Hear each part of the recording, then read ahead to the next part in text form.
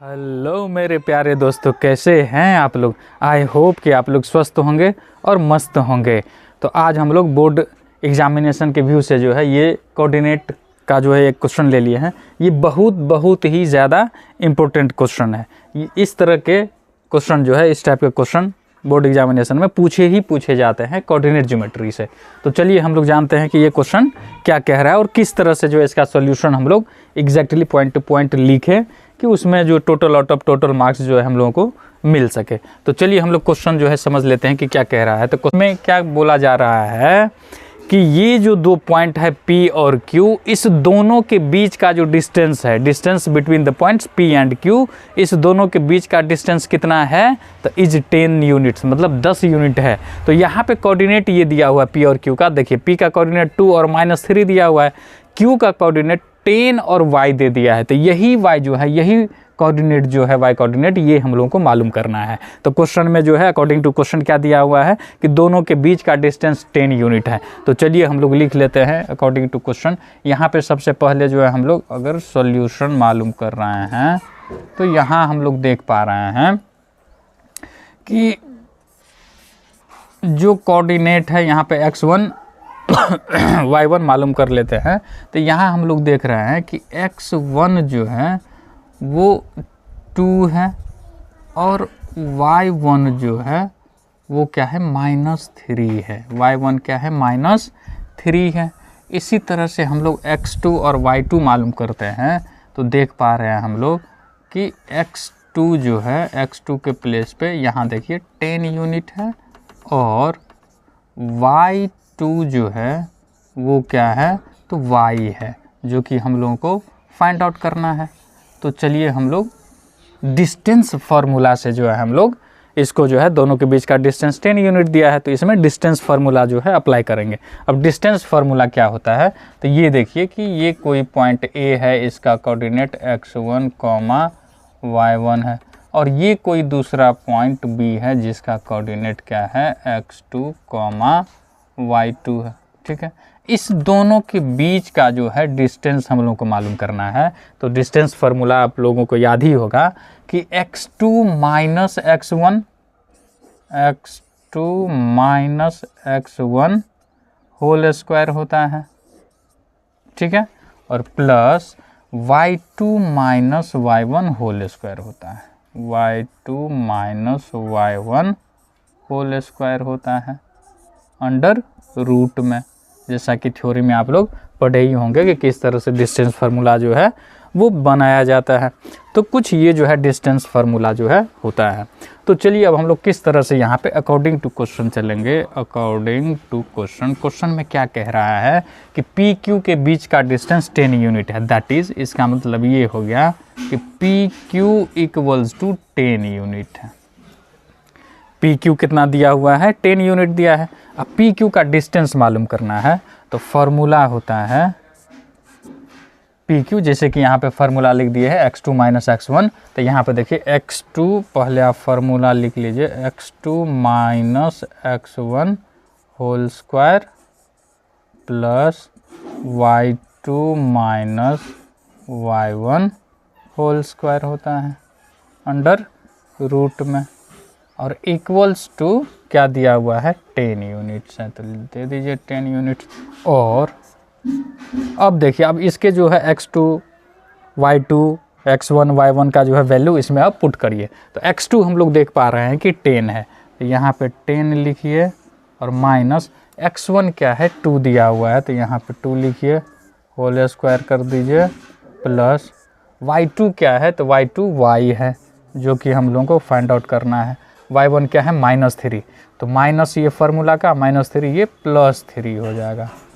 ठीक है, क्या हो जाएगा, +3 हो जाएगा होल स्क्वायर में, अंडर रूट इक्वल्स टू हो जाएगा 10। अब देखिए कि ये रूट जो जाता है दूसरे साइड तो स्क्वायर हो जाता है, या ऐसे भी कर सकते हैं, दोनों साइड हम लोग स्क्वायर कर देते हैं, तो यहाँ से रूट हो जाएगा और 10 का स्क्वायर हो जाएगा। वैसे अगर इस तरह से होता है a² इक्वल्स टू x है, स्क्वायर नहीं सॉरी, अगर रूट हो, अगर अंडर रूट a है इस तरह से, तो इसको हम लोग a इक्वल्स टू x² होता है ये।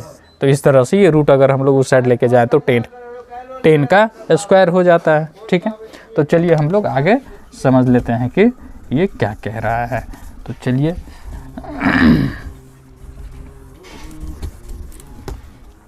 अब हम लोग यहाँ पे क्या करेंगे, रूट चला जाएगा इधर, तो 10 स्क्वायर हो जाएगा। इधर 10 माइनस 2 क्या हो जाता है 8, और 8 का स्क्वायर होता है 64 हो जाता है, प्लस ये तो a plus B whole square पे आ जाएगा, तो ये हो जाएगा y square plus 6y plus 9 equals to इधर क्या हो जाएगा 10 स्क्वायर हो जाएगा। ठीक है, अब y वाले को हम लोग क्या करते हैं, y square plus 6y plus, अब ये देखिए 64 और प्लस 9 कितना हो जाएगा, ये 73 हो जाएगा।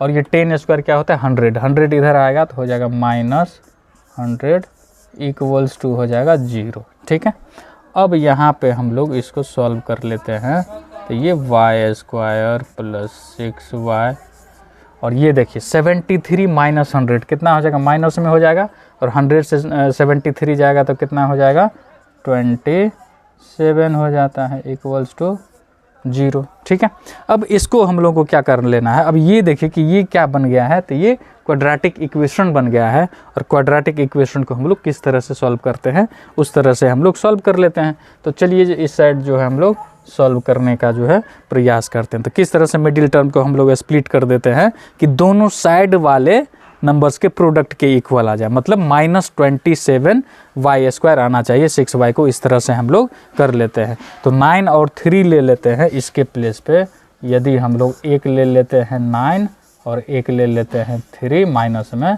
तो 9 से 3 माइनस करेंगे 6 हो जाएगा, 9 3 जा 27 हो जाएगा निगेटिव में। तो 6y को हम लोग क्या लिखेंगे, और y स्क्वायर प्लस में हो जाएगा 9y और माइनस में हो जाएगा 3y हो जाएगा। ठीक है, और -27 इक्वल्स टू 0 हो जाएगा। अब दो दो करके हम लोग कॉमन कर लेते हैं, तो इस दोनों में कॉमन क्या है, तो देख रहे हैं कि सिर्फ और सिर्फ y कॉमन है, यहाँ पे y रह जाएगा, यहाँ पे 9 रह जाएगा, ब्रैकेट यहाँ पे जो साइन है वो डालेंगे। इस दोनों में देख रहे हैं हम लोग कि सिर्फ और सिर्फ 3 कॉमन है, तो यहाँ y रह जाएगा, माइनस कॉमन आ गया है, प्लस हो जाएगा 3 9 जा 27, ये हो गया 0। अब ब्रैकेट वाला पार्ट देख रहे हैं कि अब कॉमन हो रहा है, तो ब्रैकेट वाले पार्ट को जो है हम लोग कॉमन कर लेते हैं, तो रिमेंस y -3 हो जाता है, y -3 इक्वल्स टू 0 हो जाता है। अब यहाँ जो है या तो y प्लस 9 इक्वल्स टू 0 होगा, और y -3 इक्वल्स टू 0 होगा। देयरफॉर यहाँ से y हो जाएगा -9, y हो जाएगा -9, और देयरफॉर यहाँ से हो जाएगा y -3 है तो +3 हो जाएगा। तो इस तरह से हम लोग y के जो है दो वैल्यूज़ जो पूछा जा रहा था वो हम लोगों ने, तो हैंस y इक्वल्स टू क्या हो जाएगा -9 एंड 3 हो जाएगा। क्या हो जाएगा -9 एंड 3 जो है हम लोगों ने y का वैल्यू मालूम कर लिए हैं। तो आई होप कि ये क्वेश्चन जो है आप लोगों को बहुत अच्छी तरह से समझ में आ गया होगा, इसमें कहीं भी किसी तरह की कन्फ्यूज़न नहीं होना चाहिए।